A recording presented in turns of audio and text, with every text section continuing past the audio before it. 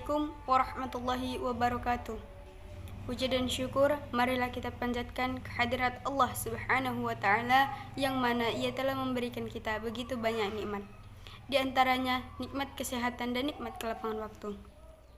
Salawat bertangkaikan salam tak lupa pula kita hadiahkan ke ruh junjungan baginda, yakni Nabi besar Muhammad sallallahu alaihi wasallam. Perkenalkan, nama saya Jaitunisa Siregar. Saya sekolah di SMA 2 Negeri Rantau Selatan. Di sini saya akan menjelaskan sedikit tentang dakwah Nabi Muhammad sallallahu alaihi wasallam di Makkah. Nabi Muhammad merupakan utusan Allah untuk menyebarkan agama Islam. Beliau adalah manusia paling istimewa. Hingga kedatangannya sebagai Rasul terakhir telah disebutkan di dalam kitab suci, yaitu Taurat dan Injil. Sebagai umat Islam perindu Nabi Muhammad sallallahu alaihi wasallam, sudah sepatutnya kita mengenal beliau. Nabi Muhammad sallallahu alaihi wasallam, sebagai umat Islam perindu Nabi Muhammad sallallahu alaihi wasallam, sudah sepatutnya kita mengenal beliau. Nabi Muhammad sallallahu alaihi wasallam lahir pada tanggal 12 Rabiul Awal pada tahun Gajah di Mekah. Beliau merupakan putra dari Abdullah bin Abdul Muthalib, sedangkan ibunya bernama Aminah binti Wahab. Dari garis keturunan sang ayah, beliau merupakan keturunan Bani Hashim. Silsilah Nabi Muhammad sallallahu alaihi wasallam sampai dengan Nabi Ibrahim. Rasulullah sallallahu alaihi wasallam terlahir sebagai anak yatim sebab sang ayah meninggal pada saat beliau 2 bulan di dalam kandungan sang ibu. Ketika berumur 6 tahun, ibunya wafat karena sakit. Setelah sang kakek wafat, lalu diambil asuh oleh pamannya, yaitu Abu Thalib. Sejak kecil, beliau mengembala kambing, kemudian mengikuti jejak pamannya sebagai pedagang.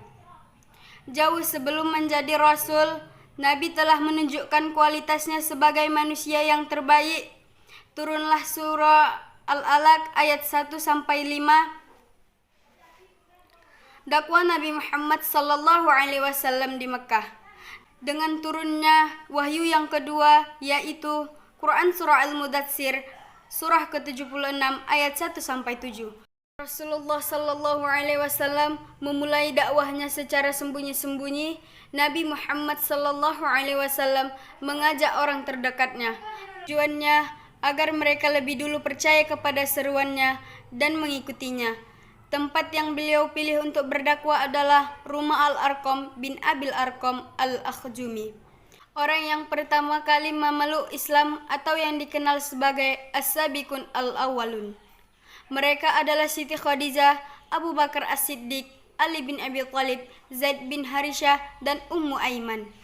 Setelah Nabi Muhammad sallallahu alaihi wasallam berdakwah secara sembunyi-sembunyi, turunlah wahyu yang ketiga, yaitu Quran surah Al-Hijr surah ke-15 ayat 94-95, yang berarti, maka sampaikanlah olehmu secara terang-terangan segala apa yang diperintahkan kepadamu, dan berpalinglah dari orang-orang yang musyrik. Sesungguhnya kami memelihara daripada kejahatan orang-orang yang memperolok-olok kamu. Kemudian Nabi menerima wahyu lagi yang berarti, dan berilah peringatan kepada kerabatmu yang terdekat, dan rendahkanlah dirimu terhadap orang-orang yang mengikutimu, yaitu orang-orang yang beriman. Quran surah Asy-Syu'ara surah ke-26 ayat 214-25. Setelah Rasulullah sallallahu alaihi wasallam menerima wahyu tersebut, beliau mulai berdakwah secara terang-terangan. Pertama-tama, Nabi Muhammad sallallahu alaihi wasallam mengumpulkan seluruh sanak keluarganya di kaki Gunung Syafa untuk mengajak mereka beriman kepada Allah Subhanahu wa taala. Tetapi salah seorang paman dari Nabi Muhammad sallallahu alaihi wasallam bersikap sinis dan tak mau menerima dakwah Nabi Muhammad, yakni Abu Lahab. Banyak cara yang dilakukan oleh orang-orang kafir Quraisy untuk menghambat dakwah Rasulullah sallallahu alaihi wasallam. Di antaranya mencoba menyuruh pamannya Abu Thalib untuk menghentikan dakwah keponakannya itu. Namun Nabi Muhammad sallallahu alaihi wasallam menolaknya dan mengatakan, Demi Allah, meskipun aku akan dikucilkan oleh anggota keluargaku, aku akan tetap terus berdakwah menyebarkan agama Islam. Kegagalan kafir Quraisy untuk menghambat dakwah Rasulullah menjadikan mereka semakin marah. Budak-budak mereka yang masuk Islam dibunuh dan disiksa. Seluruh pengikut Nabi Muhammad sallallahu alaihi wasallam diancam dan diteror agar menolak ajakan Nabi Muhammad sallallahu alaihi wasallam. Setelah itu, Abu Jahal menyewa orang Yahudi untuk menjelekkan dan mencaci maki Nabi Muhammad dengan harapan agar beliau berhenti berdakwah.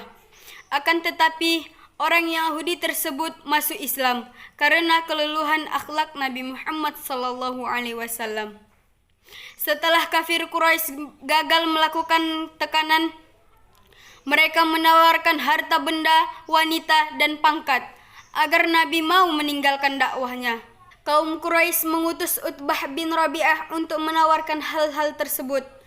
Lalu Utbah mengatakan kepada Nabi Muhammad, "Wahai Muhammad, jika kau menginginkan kekayaan, saya sanggup menyediakannya. Jika kau menginginkan pangkat yang tinggi, saya sanggup mengangkatmu menjadi raja.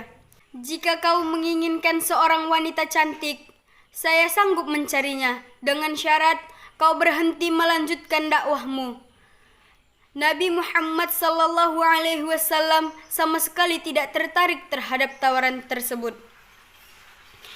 Lalu Nabi Muhammad terus melanjutkan dakwahnya. Setelah kafir Quraisy gagal lagi, akhirnya mereka memboikot Nabi Muhammad sallallahu alaihi wasallam, Bani Muthalib dan Bani Hashim. Karena pemboikotan berlangsung selama 3 tahun dimulai pada tahun ke-7 kenabian. Sekian yang dapat saya sampaikan, lebih dan kurangnya saya mohon maaf. Unzur man qala wa la tanzur man qala. Assalamualaikum warahmatullahi wabarakatuh.